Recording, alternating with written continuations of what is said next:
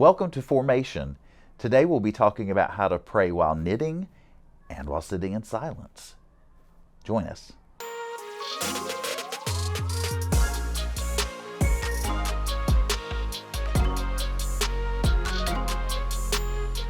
I'm Shannon Moore, and this is Formation.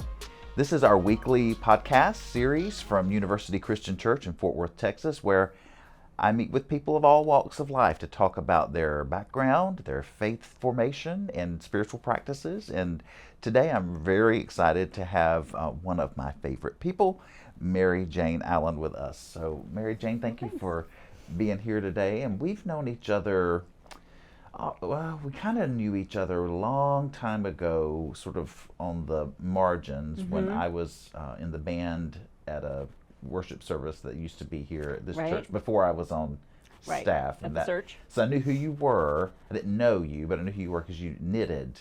Yes. You were usually sitting there knitting. Tell us a little bit about why that might have been. So we have a prayer shawl ministry here, and it's been going on for 19 years. And so we knit prayer shawls for people for all sorts of reasons. Maybe they've had a loss, or they're having surgery, or sometimes it's in celebration of something, or like a baby, or we have somebody who makes special blankets for our babies who get dedicated, so they get a blanket that's been blessed for them. Maybe somebody's moving away and starting seminary or something, so we give them a shawl for their journey. So what's the purpose of those? When you give somebody, what would you tell them? I think it's just a way for people to be wrapped in God's love. And when you wrap it around somebody's shoulders, and we have a special prayer that we read to them, and I usually try to put my hand on their shoulder just to be connected to them. It's a pretty special moment. And a lot of people will tell me that it's always on their chair, or they sleep with it every night, or it's just a reminder of God's love with them and our church's love for them, and we send them all across the country and around the world to people who don't even know us, and we don't know them, but somebody knows them or has a connection to them and thinks that they could use one, and so we bless it for them and send it on. I think it's such a beautiful ministry in so many ways, because I know there's prayer that goes into the creation of the shawl, and then the group blesses the shawl, sometimes with a clergy person, sometimes not. Sometimes. And then when you give the shawl to somebody, there's a blessing. And I was lucky enough, somebody very close to me was moving to a foreign country, and it was a tough time, and I was there when you wrapped that shawl around him and said that blessing, and it was such a powerful and emotional moment. Yes. And for that shawl, I remember starting that shawl for him specifically. I mean, you and I picked out the yarn for a color that would be meaningful, and I started that shawl as he was interviewing for the job to even move. And so so sometimes you know who it's for when you start, and so you can pray for them specifically the whole way through. Sometimes you don't know until you finished, and sometimes you are knitting a shawl, and so if I don't know who it's for, and I just am praying for whoever comes to my mind or my heart. And then we keep them until there's a need, and then we bless it for that person. That's great. So, I love that ministry. So thank you for your leadership of that, and for your continued. It's just a blessing to be a part of. Yeah.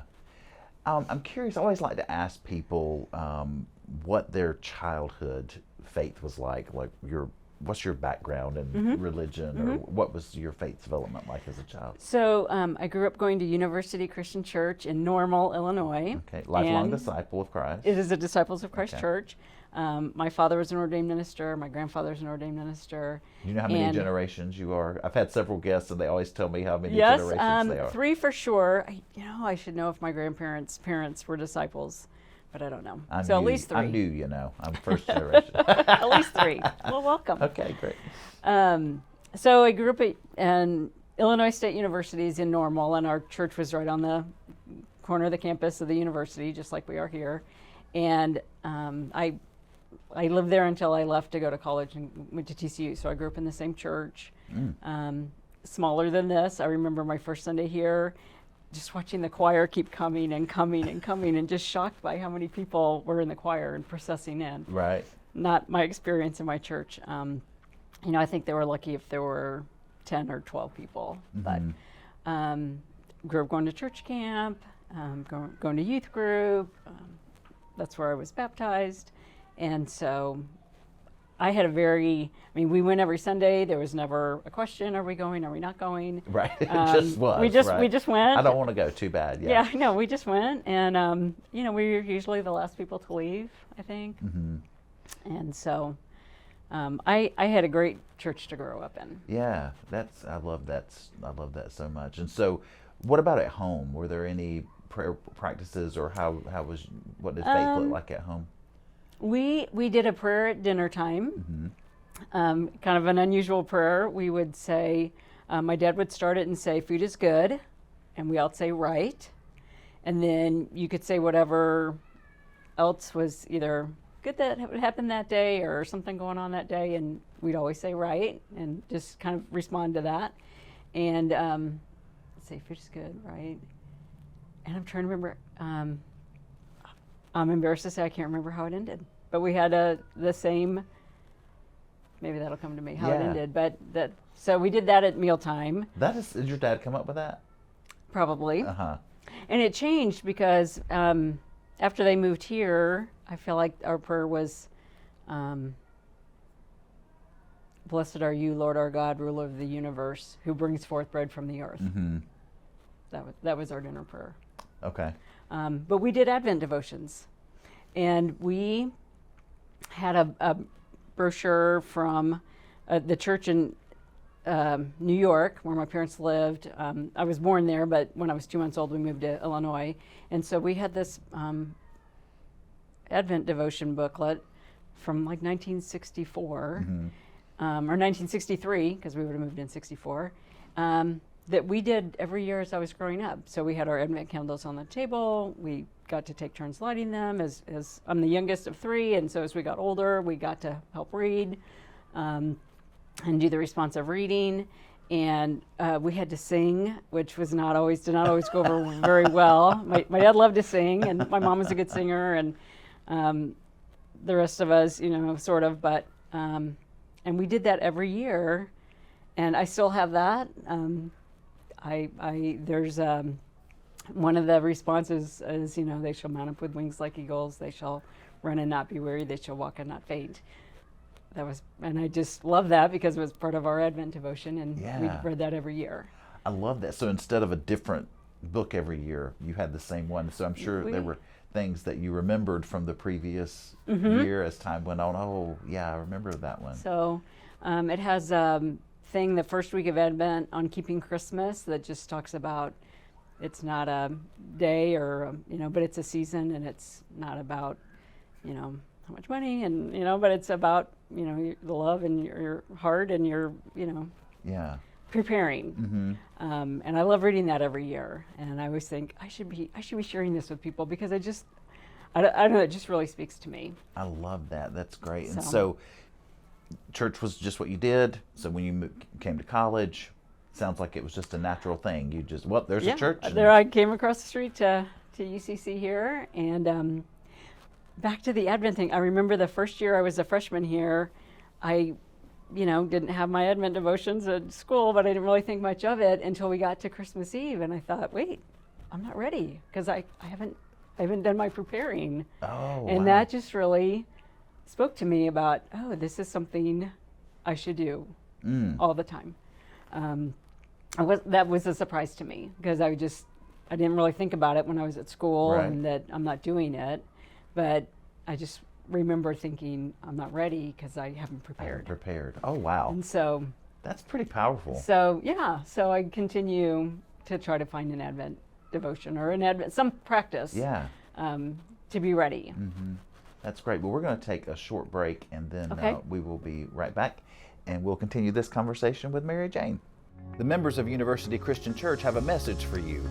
You are valuable, worthy of love, and already part of what God is doing in the world. We invite you to join us Sunday mornings for worship. Traditional worship in our sanctuary at 9 and 11, simple worship in the chapel at 9:30, or visit our 10:10 service in Walker Hall. We are a church of open-minded people who value curiosity and recognize we don't have all the answers. We strive to be open and honest about where we are on our faith journey, and we practice compassion and generosity. All are welcome at University Christian Church, where you can experience Christ's courageous love for yourself and learn to carry that love with you wherever you go. Discover more about our programs and upcoming events at universitychristian.org and stay connected by following us on social media. We are back at Formation with Mary Jane Alland. So, Mary Jane, one of the reasons I wanted to have you on today is because over the years I've been so touched and frankly impressed by your dedication to meditation. Mm-hmm. And I wonder if you would share with us a little bit how you started your meditation practice, what it looks like, what it entails, that sort of thing. Right. So I think, so by meditation, I think you're talking about centering prayer specifically, or just some of those practices? Yeah, just in general, but your silent sits and... Right. So in about 2016, I think, that's when I think I was really introduced to centering prayer. I was in a group that... Will you describe what that is a little bit? So yeah, so centering prayer is for me, it's an intentional time of just sitting with God. And so it's a prayer practice where you're not praying for people, you're not trying to listen for what God might be saying to you, you're just sitting in silence. And so when the thoughts come to your mind, which they always do, you gently let them go. And you have a kind of a centering word that you bring back, that you kind of repeat to yourself, or helps bring you back to saying, I'm here. And actually mine is, I'm here. And sometimes I have to say, I'm here with you, because I'm really trying to be here with God. And so it's 20 minutes is just kind of the goal. I mean, you can do it longer, you can do shorter. 20 minutes is sort of what people sort of ascribe to, I guess. Mm-hmm. And so it's just setting aside a timer for 20 minutes where you're just sitting with God and not trying to think about anything else. Mm-hmm. And so I was introduced to that in 2016, and there was a group that was meeting like twice a week, and they had been meeting for years, and I was just invited to join them when I could. And I started trying to go to that when my schedule would allow. And I remember, I don't remember how long I had been with them, but I had one sit, and you try really hard not to say this is a good sit or a bad sit. Just is. It just is whatever it was that day. But I had one day where it was like, wow, this was a really good one. It's like you're in the zone or something. I mean, I just felt like it was like everybody in the room was gone. I mean, they had disappeared. I was just kind of focused in my own little space, but my mind wasn't wandering like it often is. And I always thought, oh, this is what you're supposed to do. This is what your 20 minutes is supposed to look like. This is the goal. And so I asked the group how their 20 minutes had changed over the years, because I figured these people are really good at this. They've been doing it for a long time. And so I was so surprised, because their answer was, my 20 minutes isn't really different. They still struggle with the thoughts that come, and they can't get past them, or the 20 minutes isn't really different, but what I'm like the other 23 hours and 40 minutes of the day is different. Oh, yeah. Because I've taken the 20 minutes. So they really put no value on, like, that felt good or it didn't feel good. Right. Well, maybe they did, but they didn't. But what it said to me was, it's not really about the 20 minutes. I mean, it is, mm-hmm. but it's not. Mm-hmm. Because there's something that changes in you because you've done the 20 minutes mm-hmm. that impacts the rest of your day and the rest of your life.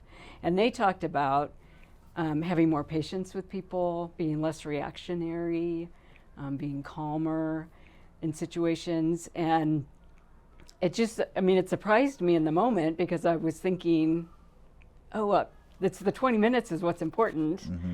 And it is, but it also, it's not necessarily trying to figure out how to make that 20 minutes. It's just bigger than the 20 minutes. Right. And so I think for some people to think, you're sitting there doing nothing, really? What, really? That's something? And in our culture, that's not productive. It's not productive. And you're not accomplishing and something.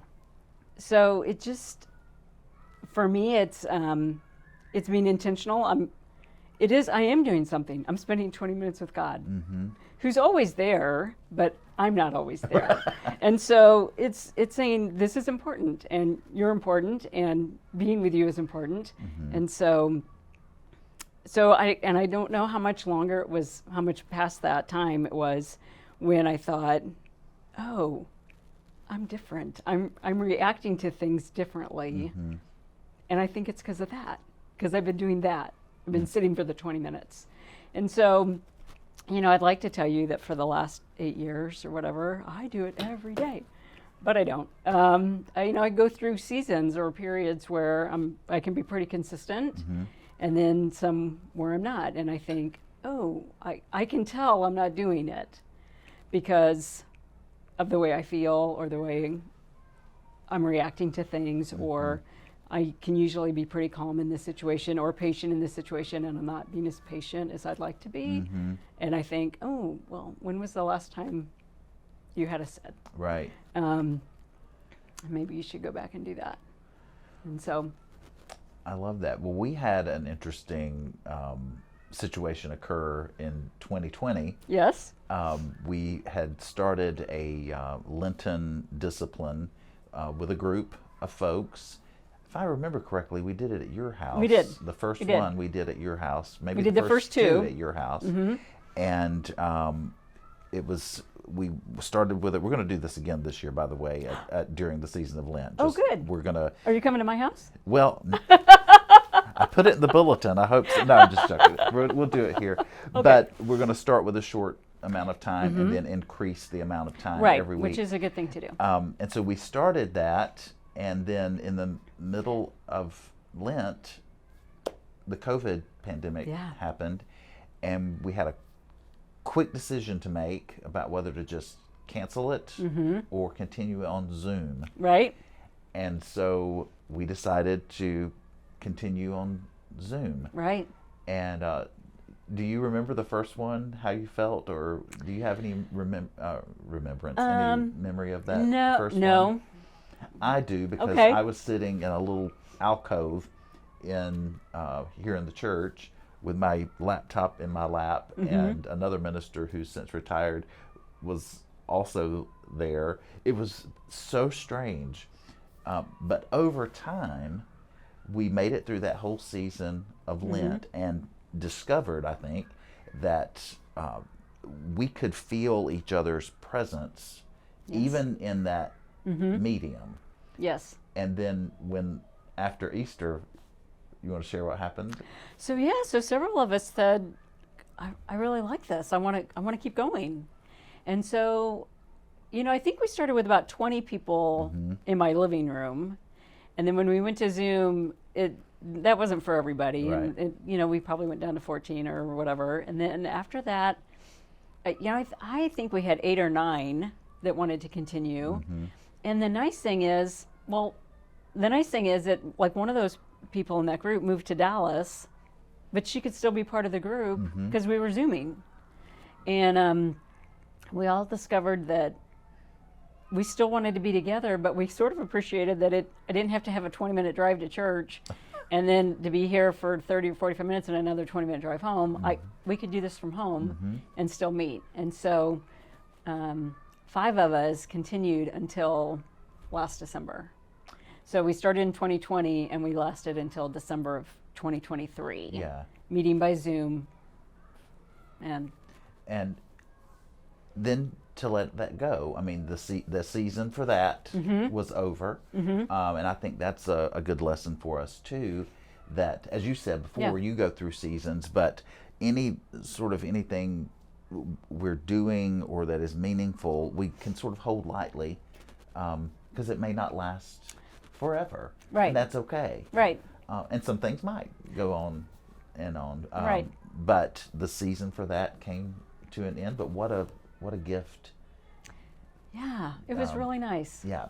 It was really nice. And for me, I think being part of that group, I wasn't able to stay in it until all the way to the end because of other things that came up. But for the time that I was in it, just what it felt like to be doing that with each other was great. And so, well, thank you so much for coming on to talk about that. Well, and you're welcome. Thanks for having me. Sharing your story with us. And I love hearing these stories of people that I know and what their spiritual practices look like. And I would like to hear your story. If you would like to share your story on formation, I hope that you will contact me. Just simply email formation@uccftw.com. I would love to hear from you.